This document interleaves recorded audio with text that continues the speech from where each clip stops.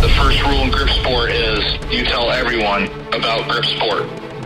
Crushing, pinch grip, thick bar, wrists. If the best guy in the world can't lift 100 pounds on it, I don't give a shit about it. Hey, everybody. Welcome to another episode of The Grip Show. Real quick, just going to cover the discount codes I've mentioned in an episode previously. If anybody's interested in any Arm Assassin Strength Shop products, The Grip Show, discount code will get you 5% off any of those orders. That's just The Grip Show for Arm Assassin Strength Shop. And if anybody's interested in any of Jed Johnson's products at his diesel store, Grip Show 20 will get you 20% off any of those programs, products, ebooks, and stuff like that. So just letting people know, like I said, we're all training, we're all, looking for new equipment, or maybe some people out there looking for programs and direction for stuff.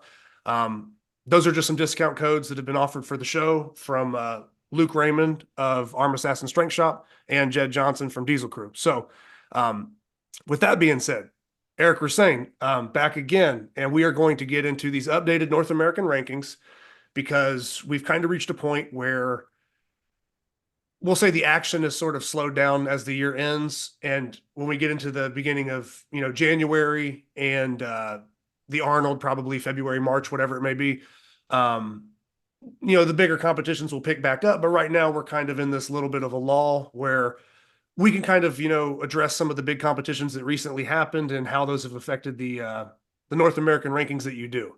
So, yeah. Does most of that sound pretty good, Eric? Not bad. Absolutely. Yeah. All right. This was a big year, lots of big contests, but most of the bigger contests are pretty much done for the year. There's still the Napalm's Nightmare World Championships. There might be a few other little contests here or there. Yeah. But yeah, this was the rankings as they are right now are unlikely to change very much in the next few months. Jumping in with the women's 63 kg. And with that, we have Aggie St. Jacques at the top spot. And she recently, I believe, just won her weight class in King Kong and broke the Iron Mind.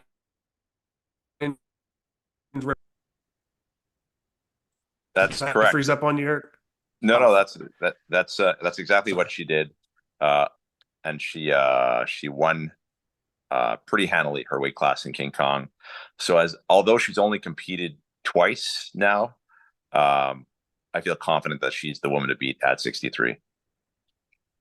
Yeah. So I want to say second place, right? Is it Corinne? Yeah, Corinne Lalonde. Yeah. Yep. And yeah. she also had a really good year. She trains with us. She won her class at World Armlifting, in October. She also was runner-up in King Kong in both her weight class and the Masters. So she went down to 63. She used to be just above 63, but now that she's in 63, she's definitely hard to beat. So I feel pretty strongly with those top two. But that is it's becoming a very competitive class. Going down from that, like I said, did you want to kind of we could kind of just read down through that? I don't know how much of the 3 through 10 changed much there. There are probably some little changes here or there. Yeah. But in the interest of time, I think we should just maybe just point out some of the bigger changes or who's at the very top. But did you want to take that, or do you want me to? Sorry. Yeah, if you could go through the names, yeah. Okay. Right. So we talked about Aggie and Corinne in the first and second spot there at the women's 63 kg. As we go down, at third we have Paige Elliott, 4 Grace Van Hoy, 5 Shalyn Rose Gawat. Hope that's right. 6 Amina Alec, 7 Kim Van Wagner, 8 Anna Wilkins, 9 Sarah Ott, and 10 Alexandra Stefanakis. Is that right? Or am I butchering the name? I think it's close. Yeah, I'm not sure. Yeah, Stefanakis. Yeah. That should be it. I think just another point on these women's weight classes is this. I don't have all of the GSI weight classes. The GSI tracks 57 kg, 52 kg, and even 47. And some of these women, like Emina, she weighed 50 at the King Kong. Yeah. So So you're kind of combining. I'm combining because I don't have the volume. There aren't enough lifters. Mhm. But just to say that Emina might be 6 and 63, but she's likely number one at 50. You know what I mean? Yeah. So Yeah. I just want I can't. We don't have yet the competitor base to warrant rankings for every single class, but who knows? Eventually, as participation rises, there may be more classes added to these rankings. Yeah, no, that's a great explanation. Like I said, and most people should probably be able to figure that out. But like I said, if not, if anybody's wondering, like, hey, how come I'm Right. cutting weight in this class, but it's not even being ranked? It's like, well, like I said, sometimes these weight classes aren't as deep as others, and it kind of makes the rankings look silly if there's like, two lone people and you can't even fill the full roster. Right. So Exactly. combining some of those classes makes it a little more meaningful. So. Right. Yep. So yeah, moving up to the women's 84 kg. Yeah. So not too surprising. Tammy McClure is still in the lead. I think she has yet to lose a contest she's entered. She has not. There are individual events in contests or lifts in contests where she hasn't won or been out repped or something. Mm-hmm. But as far as I know, she hasn't lost a contest in her weight class. So she's clearly the number one. Yeah. But if you go down the list, the next it becomes extremely competitive if you go down the list. 2 through 10. Yeah. These are all accomplished athletes. All of them have had a good couple of years. So that's one of the most interesting classes to watch at the arm lifting worlds. The 80 kg is it's stacked. Helen, very consistent. She did well at Worlds. Mm-hmm. King Kong.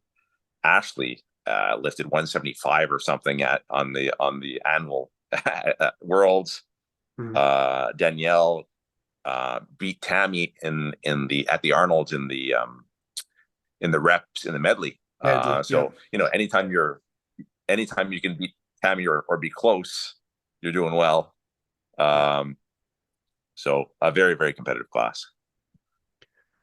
Yeah. And that was breaking down top 4. If I just roll down from there, Eric, like I said, just for the sake of time, we can still keep it short. 5, Haley Gow out of New York. 6, Alicia Martin. Yeah.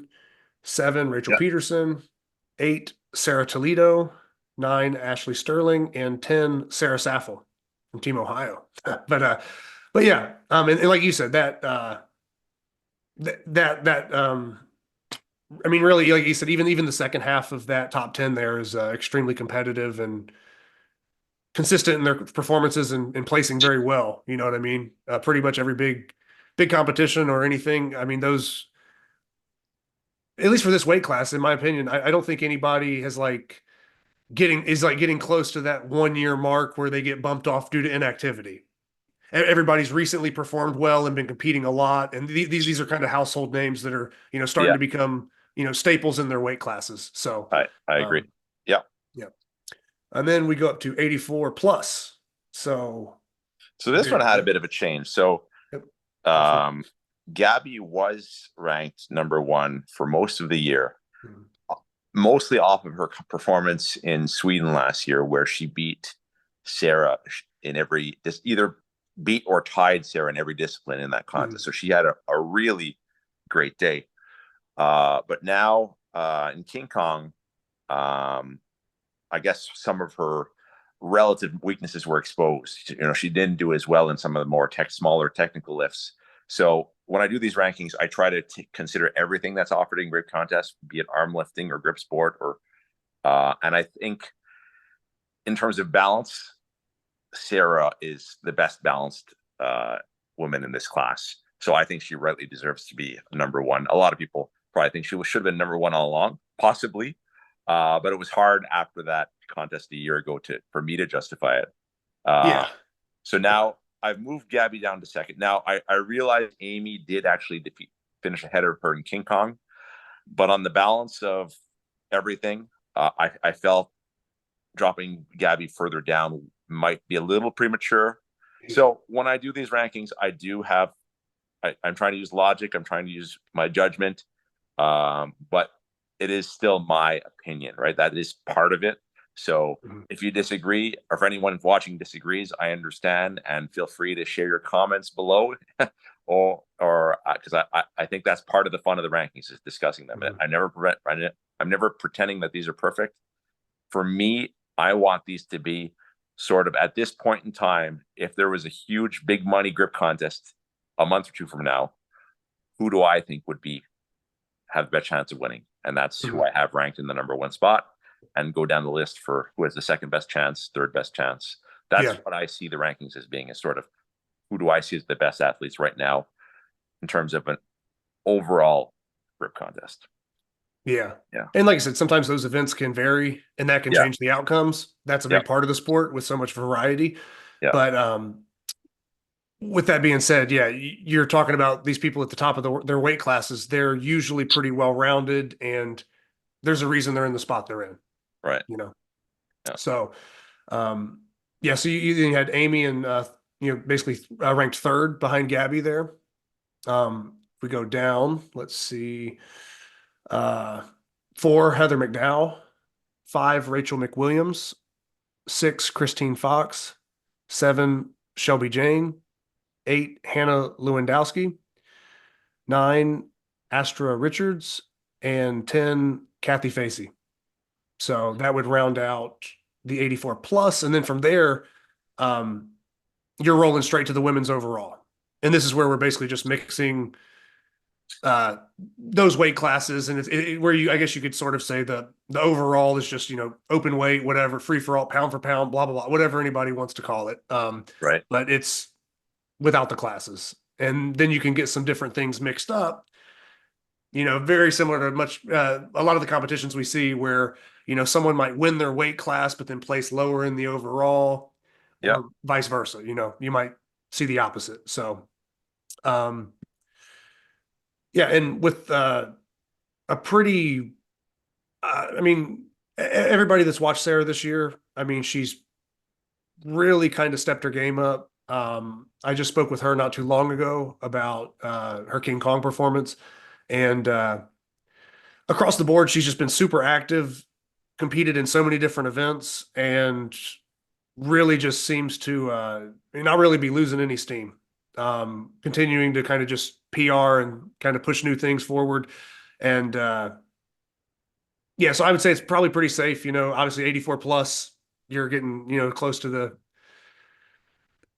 the top weights that are contested anyway. But yeah, Sarah was the top overall there in the first spot.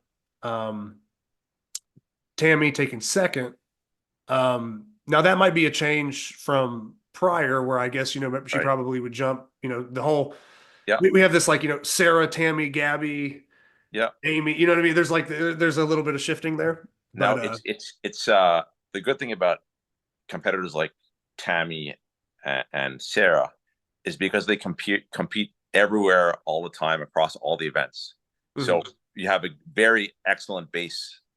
So I feel very confident when I place them at the top of rankings.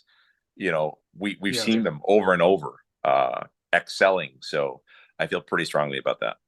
Okay. Yeah. Like I said, I just wanted to like say that that was probably something that changed. Yeah. So if we go women's overall, we'll just roll straight through. 1, Sarah Chapello. 2, Tammy McClure. 3, Gabby Dixon. 4, Amy Waddles. 5, Helen Nguyen. 6, Ashley Muncie. 7, Daniel Evanson. 8, Haley Gow. 9, Heather McDowell. And 10, Rachel McWilliams. So that would be our, I say our, you're the one making the rankings, but I'm saying in the sense of the show right now, that would wrap Right. up our women's overall. Yeah. Then we can kind of slide over to the men's division. And this is a still kind of I guess like a growing class, you could say, or there's still some kind of new prospects. And with the men's as well, there are lighter men's classes that are tracked that aren't on there, maybe due to the Right. depth. So we're seeing a lot of that similarity with the lighter weight classes that we Yeah. spoke about with the women. Um, Right. but yeah, you could take number one. Like I Yeah. said, So Canada there. so this one, I really wish Eve would have competed in King Kong, because it would have made it a bit easier. I still give him the edge. based on his historical performance and his performance at North Americans. He, in my opinion, he's still number one, but Will is close. Will has had an excellent year. He's been doing real well. Yeah. So I feel those are the clear 1 and 2. That they're the top 2 in this class. And Sebastian, in only his first year of competition, he had a great year. He did well at his first contest in March. He did well at North Americans. He did well at King Kong. So I think those are the clear 1, 2, 3s, actually. After that, Brian, Steve, Gabriel, those guys are pretty close. And then, I think they're sort of chunks. I think that the 2 clear best are even Will. And then there are a couple of groupings in that class in terms of abilities at this point. So this is an interesting class. Like you said, it is a growing class. It will increasingly get competitive as we go forward. I would say it's not one of the deepest classes yet, but in time, with the climbers discovering the sport, it's just a matter of time. I'm looking at something, Eric. Okay. I know we're just running through these real quick. Yeah. Just for fun. I normally don't do this. Usually I just kind of flow through them. Yeah. Just for fun, randomly, on the spot right now as I'm eyeballing it. I'd have to look at stats. I'd have to look at other stuff to be sure. You've done the homework. I haven't done necessarily all the homework. Right. I would put Jesse Hagedorn higher. Oh, yeah? I would. But like I said, that just off eyeballing it. Now, there might be some lifts or numbers that I could, be shown that could sway me a different direction. But with like Brian Murphy in 4th, Steve Gasper 5th, and Gabriel in 6th, I don't know, man. I'd have to see, because in my head I'm picturing. I know Jesse's at a lighter body weight than those guys, or most of them. All of them. He's the lightest guy. Yeah, I was gonna say, but but I feel like he probably has a bigger axle than most of them. And then if I start looking at all the other lifts with his climbing background and everything else, I feel like he's pretty well rounded. I don't know. So that would be one thing that stands out. I did this update about a month, three or 4 weeks ago. So I can't recall the specifics, but you know what? I will go and review. It's possible I've made a mistake. I don't know. I'll have to take a look. Oh, it's all good. Like I said, it's just instead of me just reading the list and never having, anything to say, it's like normally I don't, because usually they're pretty set in stone. Right. But on that one, I could see maybe 4 through 7 or 3 through 7 almost completely changing. I think your 1 and 2 is dead on. But I have to look at what numbers other people were lifting, because like I said, I try to cover as much as I can, but I'm not, sitting down looking at every spreadsheet of every lift these guys have ever done either. But yeah, I do believe that 3 through 7 or 4 through 7 could probably be switched up a bit. And I would probably make a stronger push for Jesse Hagedorn being slightly higher, but that's without me diving in and doing a deep dive. Jesse is clearly the number 1 in the lowest weight class, GSI 59. I don't think he's ever not. I think he's won every single lift of every event he's done at that weight. Yeah. At 66, if Eve is heavy, then I think Jesse's number 1 at that class in that weight. Yeah. So remember, he's given up 15 kgs to some of these guys. So that's 33 pounds. So, but I think he was 4. I think he moved him down. So that is probably because the other guys had a slightly better King Kong performance, but I'd have to go double check. Okay. Yeah. And like I said, I'm talking about something like King Kong as well. I mean, when you get 300 plus people doing it, or, over 240 men's competitors, I didn't see where everybody lined up. Right. I barely know where half my lifts ended up.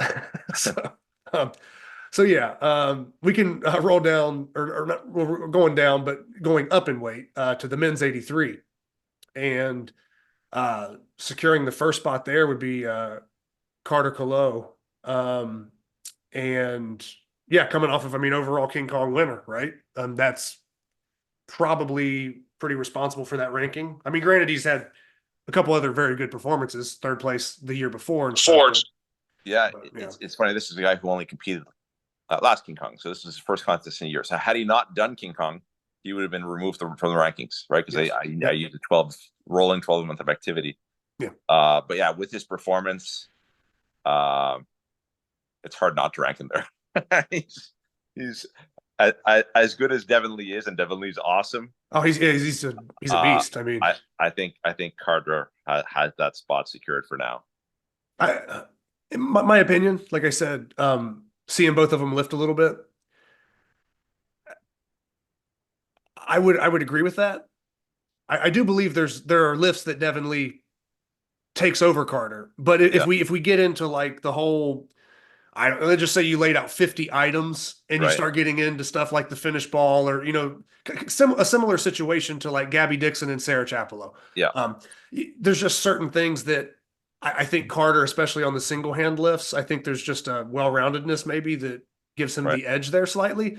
But yeah, if you get into a lot of the big, like an axle deadlift or something, I don't know. Devin Lee's a nightmare for any weight class, really. He's just super strong, always pretty consistent. And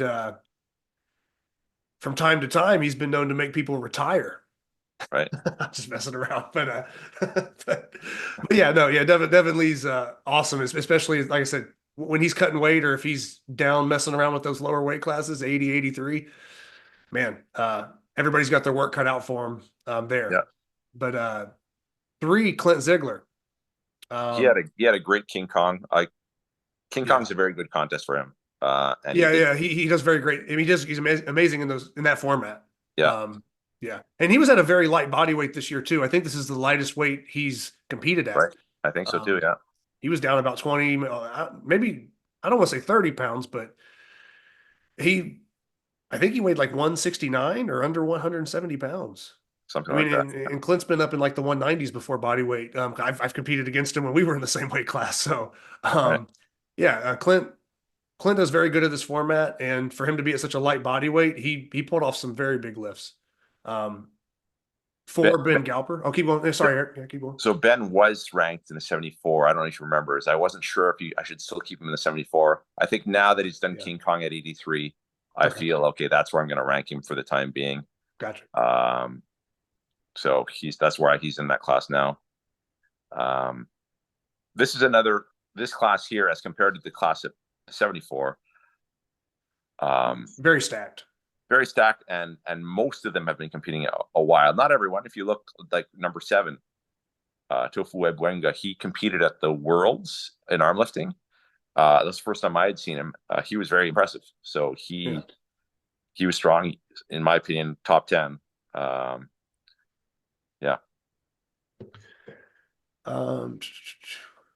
Yeah, and let me see from there. Yeah, I think, as I said, most of those people probably have competed fairly recently. Steven Nuggens lost a bit of weight because he's normally a 93, so he went down to 83 for King Kong. Okay. Yeah. Yeah, no, he's a strong guy. In 8th place, Indy. Yeah. He's very strong. I wouldn't be surprised to see him climb that ladder if he, competes a little bit more, gets, a couple more event lineups. Yeah. He's overall very strong deadlifter. I'm trying to think what competition he just did. Maybe it was the Snacktown Squeeze Fest, where it was him and Chaz Strange maybe going back and forth on some lifts. I think so. But in Indy, I've seen some of his training and I've seen his lifts, and if he's down at 83 or anywhere in that ballpark, he's one of the stronger guys down there. So yeah, like I said, the whole list is stacked. Then, like I said, 9, you got Vinny, 10, Dave Christopher. Yeah, like most weight classes, especially in this sport, depending on event lineup or time of year, there can be some shifts. And yeah, stuff can change up pretty quick. Now, from there, well, I'll let you take this one. Men's 93, 205 and under. Yeah, so I think it's me or Ivan right now. I've had a much more active year than him. It'll be interesting. So I think I've demonstrated across a greater breadth of contests and events and lifts, but there's no doubt that Ivan is strong. Yeah, and I'm gonna face him in a couple of months in California, and then likely again at the Arnold. So It'll be fun to see. Yep. Um, um, Tim always had. King Kong's another good event for him. He does extremely well in that class. Steve Millard had a good King Kong. Yeah, he did. Yeah, he was right there. I mean, on the verge of the top 20, and I forget maybe the weight divisions how they got broke up for masters, but I'm pretty sure he won. He won the Masters under yeah. 93. Yeah. Yeah, under 93. Yep. Okay. Yep. Yeah. Yeah. Comment on this. Nate Phillips, who's 6. When I do the rankings, if somebody bombs on an event, which happened to him at King Kong, I sort of don't consider that too much. It's not like, because if somebody bombs an event, it's not because they're necessarily weak on that event. What event was the bomb on? Do you remember? I can't recall. It's in one of the King Kong events. Okay. Well, I was going to say, because he competed at Mike Saffel's venue where I was. Right. And he had to leave early. So I don't know I don't know. So if he zeroed, it's probably because he just didn't even try. So he was probably out the door and gone. Right. Which is something else. Whether somebody bombs out or leaves. Yeah. I don't always have that I don't always have that context, but sure. I don't see a 0 as somebody being necessarily bad at the event. Right. So yeah. So I makes sense. I end up having a little less information, but based on the list he did do and his performance at Worlds, I still have him ranked in that position. But if somebody wonders why, he's down the King Kong standings and why he's there, that's the reason. Well, he also won the arm lifting Worlds, yeah. At Olympia, yeah, for 90 kg. So, and that's really one of his first competitions, I believe, or it has to be one of the early ones for him. I think, he's only been competing 5 or 6 months, yeah. Yeah, so he's kind of just getting started off. I got a chance to briefly meet him at the King Kong venue that Mike hosted. Right. But yeah, with a 90 kg win at the Olympia, and then like I said, I think the 2 or 3 lifts he might have only done like half the King Kong competition, but the lifts he did were very good. Right. And kind of right there with some really strong people in the room. So I think it would be justified. You know what I mean? I understand that placement. Yeah. So yeah. Will Giuliani, 7. Representing West Coast Arm Sports. Right. 8, Ian Wheat. Man, I feel like Ian Wheat was on fire like 2 years ago, or he was just on a rampage. But then he also had an injury this year, correct? Oh yeah, I've been seeing broken foot or something. Yeah. Okay, I've been seeing him kind of training in a boot and doing a lot of upper body work and stuff. So I assume that probably hindered some of his stuff this past year. Yeah. And then just so I don't embarrass myself, Eric, can you take number 9? Yeah, I think I say Ryan Graberchik, but I don't know exactly. Yeah, that's exactly how it said. I don't know.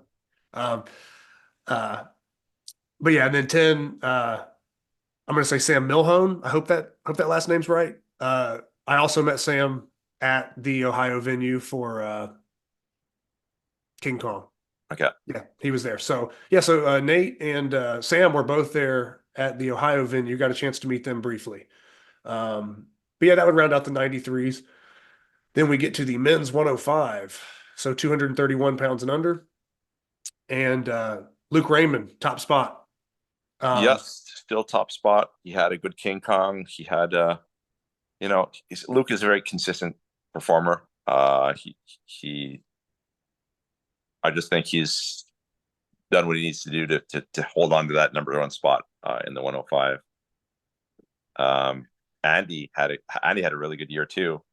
He won. Yeah, and Andy's just been so good. Like my first introduction to Andy was competing against him at the Arnold, and we were both down at 90 kg because we cut. Right. And you beat both of us that year. But yeah, that was my first introduction to Andy, and he's just he was so strong then, and he's only gotten stronger and better with every competition. So yeah, man, Andy's just top notch. I mean, he's one of those. He's tough to beat, man.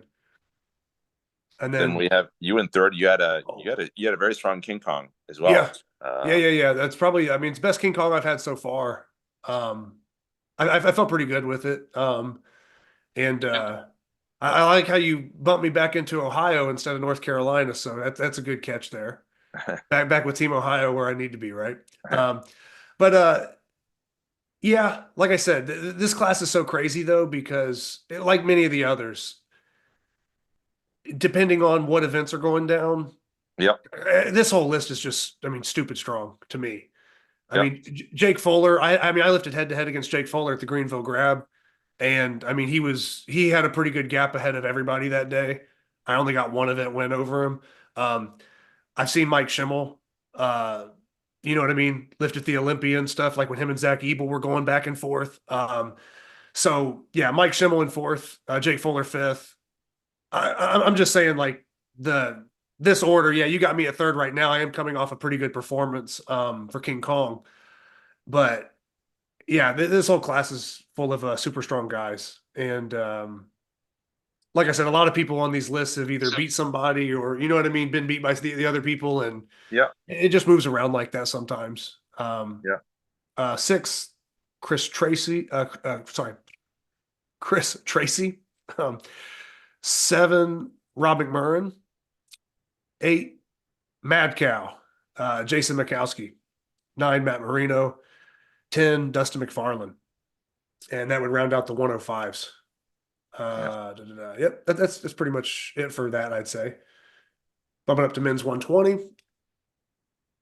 So this one had a change. So Jalen has finally ascended that class, in my opinion. It was very close at North Americans. Jalen had an active summer as well. Competed at the Shaw Classic, played at the Armstrong Worlds, and King Kong. He finished top 10 ahead of Jed. So I think they're very close, but I think right now Jalen deserves the top spot for now. Yeah, I mean, I would say just that. I mean, the placings and activity, it'd be hard for somebody to dispute that one. Yeah. You know, I mean, just is what it is. And then yeah, so I mean, Jed's probably been the long time number one in that class, I would say, for a bit. Yes. But yeah, so Jed kind of just slightly fallen down to two. And then we have Ben Helms, who he's totally about to get booted out of here if he doesn't get back to competition soon. I'm gonna protest. I want him off. Get him out of there. No, I'm messing around. Like I said, I'm friends with Ben. Yeah, man. I hope there's some competition that's somewhat local to him, or maybe he decides to host something. And Do you know if he's doing the Napalm's Nightmare? he is. Because that Yeah. would be a good contest for him. It's gonna be, and yeah, anybody that's in that class can have fun with that because, yeah, like I said, Ben's one of those guys that it really almost doesn't matter what event you throw at him or what event lineup. If he's training for it, he's going to show up and do some damage. So yeah, Napalm Nightmare is. I don't want to say that competition's almost like just built for him, but I mean his 2-inch pinch is pretty good. His 3 inches right up there with the best in the world. I think he used to have the former record for it, maybe. And then his thick bar, I mean, his axles, Napalm Nightmare lifts. He's for body weight, pound for pound, he's one of the strongest people we've ever had in grip, and that's just so. Yeah, great event coming up for him. I kind of forgot about the Napalm Nightmare Championships until you just mentioned that. So yeah, he is doing that, and we'll see if Jalen and Jed. I assume Jed will be doing it. It's named after him Right. to some extent. But yeah, and then here in fourth though. Tremaine, right? That's somebody that you've been kind of competing head to head with. I know we're trying to get through these, but do you want to kind of speak on him? Because man, he is super strong and just, I don't know. Like I said, he's right there with all these guys. He's freakishly strong. Yeah. I mean, we've been going back and forth. Sometimes we tie like on the local contest, but I beat him just because of body weight. So I think that's happened a couple of times now. But he's very strong, and he's only getting stronger. I mean, this is only maybe he's about 2 years in now. But okay, I was gonna say about a year or so. I mean, it's definitely still pretty new from when I remember seeing him kind of jump on the scene. He's all in. He's hosting Canadian Nationals next year. Okay. And he's just strong on a lot of different things, and definitely on the rise. So he had a great year. He had good King Kong. He had a good North American. So I think he's going to be here for a while. Yeah, and I know he does like masonry or like brick Yep. layer type work, right? Yep. So I mean, he's constantly, blue collar, like working with your hands type stuff. But to be as big of a body weight as he's at, he's not one of these guys that's like naturally a climber, right? Is he just going to Right. these climbing gyms and jumping around, just having Yeah, fun? he got into climbing Okay. after getting into grip. He found out, man, these climbers are all strong. I gotta see what Yeah. this is about. So yeah, that's what got him into climbing. So now he Okay. does. Yeah, because I was like, I highly doubt he was climbing before, but I Yeah. think just because that I see him start like jumping around and doing stuff, and like I said, who knows? I don't know Yeah, what his actual body weight He is. But probably is the biggest guy in the climbing gym. You're yeah, it's just fun. It's been funny to me to see because he's always like jumping on stuff, and like I see him doing some climbing things, and I'm like, I don't think he's like naturally a climber. I think he's Right. just kind of doing this for grip's sake almost, or maybe a different challenge or something. But it's been fun to see. Five, another Canadian lifter, Brad Provic, who had solid performance for King Kong, I would say. Yeah, absolutely. And hosted probably one of the strongest venues that we saw with, Carter being at his place and stuff, and was James Jeffers at his? Yeah, and James did well as well. Yeah. So they had some strong guys out there. So Brad's always been right there at the top of this weight class and performed well. Yeah. So moving down from Brad Provic in the fifth spot, we have 6 John Matchnick, 7 Rob. Try not to mess this up. I just had a second ago, I think. Rob Notariani is what I would go with. 8 Ode Haugen, 9 Chad Gustin, and 10 Justin Major. A few things on those names. So Rob competed at Canadian Nationals last year, first contest, and was strong. Like I think he had the top gripper close. Anyway, he did well.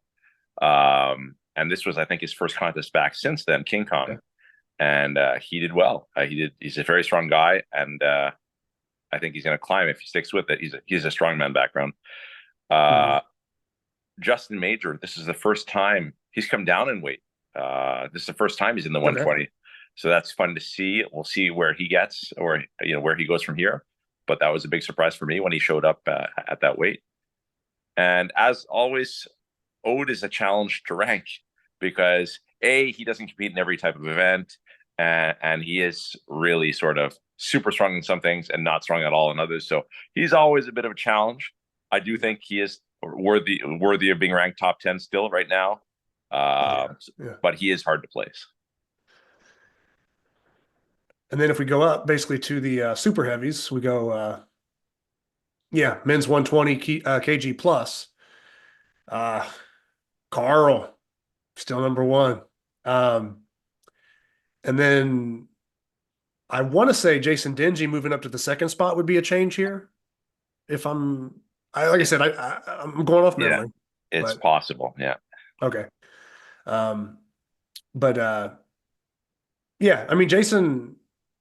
Jason had a pretty good King Kong. I think in his mind he wanted to do a little better. I think we all typically feel that way when we compete, but he still's a guy that is always competing, always putting up big numbers, and he competes in all types of events. So some of these other guys, David doesn't compete very often. But the ones he does, super strong. But there's still a lot of unknowns, right? Mm-hmm. Jason, of all the people on this list, competes the most in the widest range of different events. And I was going to say everyone on the list. Jason would definitely have the most competitions probably under his belt, or at least for the calendar year, he would be definitely the most active. So basically, if there was a contest that was announced today in a month's time with 10 events, I think Jason would be ready to go more than probably everyone else on this list. He would do well. Yeah. That's why he's the general. Yeah. Team Ohio. 3, like we mentioned, Dave LeBay. And he's coming off a repeat win, right, at the Shaw Classic. Yep. So Dave's, when Dave decides to emerge and jump into stuff, he's always been one of the top guys, 4, Eric Dawson. I feel like he's been pretty consistent over the last several years. Maybe competing in some of the bigger shows and a little more selective, but where he's competing, but he pulls, great numbers and always puts on strong performances. James Jeffers, I think we mentioned earlier, who Yep, he lifted had a at good King. yeah, He got had a good King Kong as well. Strong guy. yeah. 6, Tim Connors, which out of Wisconsin, but yeah, man, he's on, one of those guys too that, in these bigger weight classes that you know, he's competing on the strongman side of things. Yeah, And, he's not just a kind of a grip only person or a grip specialist, but has, you know, one of the top, grips of anybody. I mean, he's there in a lot of events. Like I said, I mean, he's done a lot of great feats of strength that I've seen him do, and also his competition numbers I think are going to continue to come up. And similar to James. I mean, James is first and foremost a strong man and a yeah, very very competitive one at that. So grip is a side thing for him, but these guys they're just so strong and they're good at grip. So yeah. yeah, and then I'm trying to think the last time Mike competed, would that have been at like nationals or something, or was he in the King Kong mix, or do you know? No, I think Um, it was nationals in okay, was it in April? I'm thinking it was April. probably close to that. I think Yeah. so. Yeah. Okay, I was just double checking. Yeah. Um, and then eighth, AJ. AJ, yeah, AJ Yeah. Rekatari. Yeah. For some reason, I can say that one because I've heard Will Giuliani say it enough to where I'm like, oh, I feel Right. confident to say that one. Uh, but yeah, I mean, he's one of those guys also that's just kind of like a big, strong monster at a lot of events. But then we there's a lot of unknowns about maybe some of the more single hand, smaller lifts or different, type of Right. formats to compete in. Um, 9, Clay Edgen, who I think recently sold off some stuff, and I don't want to necessarily use the word retire, but um, he kind of had been away from grip for a while. He kind of, jumped back in and looked like he was getting ready to start competing a little bit more regularly. And then I think he sold some stuff on Gripboard, and it looked like he might be, yeah, I don't know. Maybe he'll still be training and doing stuff, but it almost seemed like he was kind of maybe going to, kind of take another hiatus or maybe be stepping away for a while. But I could be wrong on that. Maybe I read into it and misinterpreted. Um, and then 10, Derek Hudson, who has been hitting big lifts, and I mean, He had another good year. pretty Yeah. active. Yeah, I Yeah. mean, so. Um, then from there, yeah, I mean, we'll run down the men's masters. A lot of them we've already featured, above and seen their names. But if we just kind of hit the men's masters, and the age cutoff for that is 50 years or older, for anybody wondering. 1, Jason Dingy; 2, Ode Haugen; 3, Steve Millard; 4, Rob McMurrin; 5, Adam Cohen; 6, Al Block; 7, Michael Thomas; 8, Ron Paulus; 9, Vinny Reveles; and 10, Lee Janota. Um, so that would round out the top 10 men's masters right now. Yeah. Any comments on that? Yeah. Well, yeah, this list hasn't changed very much. There's still not too many Masters competitors yet. I think some of us are approaching 50 within the next few years. So I think this class will become many more participants in this class in the years. I mean, the sport is so young, so there's just not that many Masters competitors for now. But that will grow and that will change, and it will become increasingly competitive. Yeah, I was gonna say a lot of the people that I guess I first found videos of or saw training. It's like a lot of those guys, like yourself, are kind of in your 40s, and yeah, with that cutoff being 50, the next 5 years, the Masters division going to get crazy. With Yeah, some of the people that are going to jump up there. I mean, yeah, I'm 47. Jed is 46, or I think he's about either 46 or about to be 46. okay, So there's a few of us who are yeah, not too far. yeah, that'll make it interesting too, though. You know, Yeah. but yeah, Jason's still tough. I mean, like we mentioned earlier, I mean, Jason's basically well, we're going to get to the overall, but I mean, he's second in the 120 plus, but he's going to end up being second in the overall. I mean, Jason's just one of those guys that's super prepared, like we mentioned before. But Yeah. yeah, but being also in the Masters class, it's like, man, like it's not like Jason is not placing in his weight class or in the opens, and then it's like, oh well, but he does do well in the Masters, for age group. Like he's just good everywhere. Yeah. You know what I Yeah. mean? So for anybody that's in the Masters that's having to go against him, it's like, yeah, you're going against one of the best in the world. That's just, I mean, what it is. Men's overall, I'll just kind of dive through this one real quick, Eric. And we Mhm. can make any mention of it because, like I said, this is a good mixture of some weight classes, but for the most part, it's still the heavier lifters, maybe aside from Carter and yourself.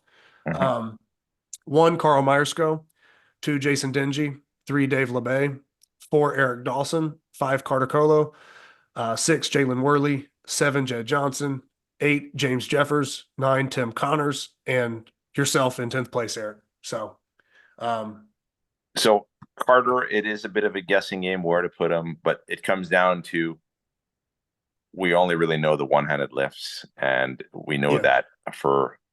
I just don't think, although his hands are probably strong, I don't think he's doing a 450 axle.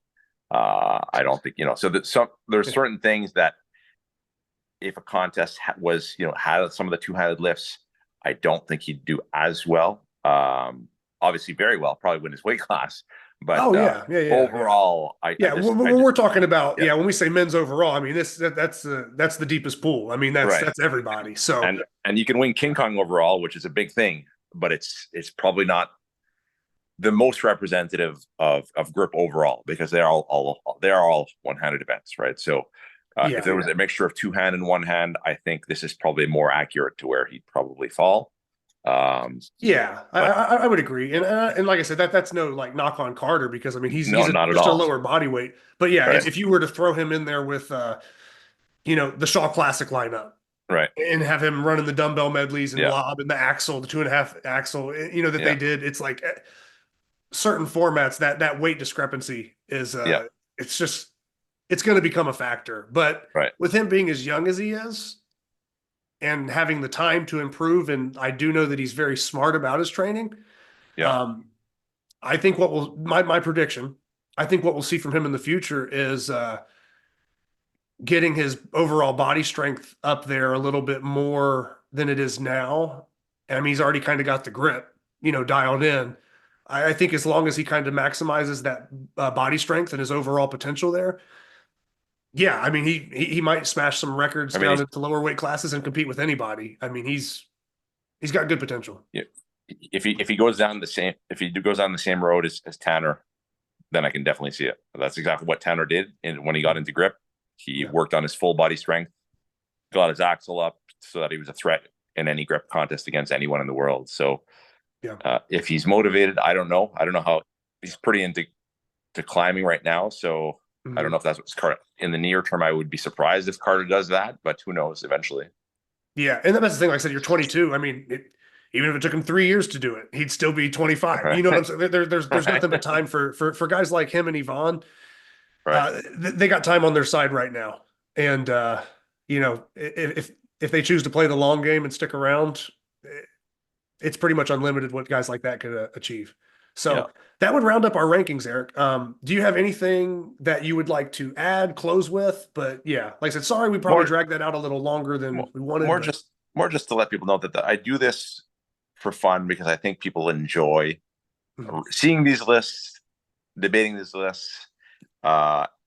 It's not sort of to fixate on. Hopefully, people aren't fixating on the exact ranking. That's not what it's about. Like Yeah. if you see you're ranked 7 and you feel you should be 5, you might maybe so, and I'd love to hear your reasoning. But I wouldn't get hung up on that so much. It's more Yeah. I want to highlight the top performance, the top athletes in the sport, just to give another incentive to compete, to climb, and to get recognized. So that's what they're for. Don't take them for anything more than that. It's all for fun. Yeah, and I would add my own statement there is that it's not like we're running like 100 meters and Right. everybody's racing the same race, the same times, and then we can just like, oh, well, that's who won. Right. When we're dealing with our sport, we're dealing with several different formats, a lot of variances in event lineups.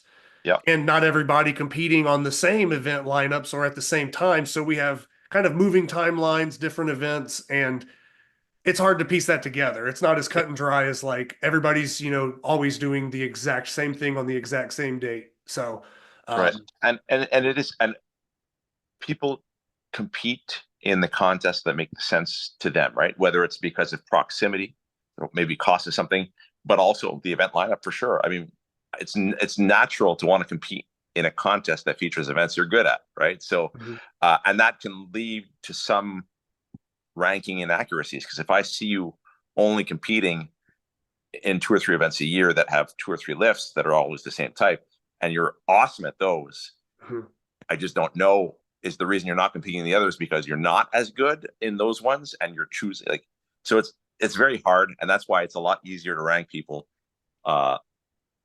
like Sarah, like Tammy, like Jalen, like me, who compete everywhere. So it's always there is, I'm not saying they're perfect, there is some guesswork involved. And that's, I just want to say once again, you should not be taking, no one should take these as gospel.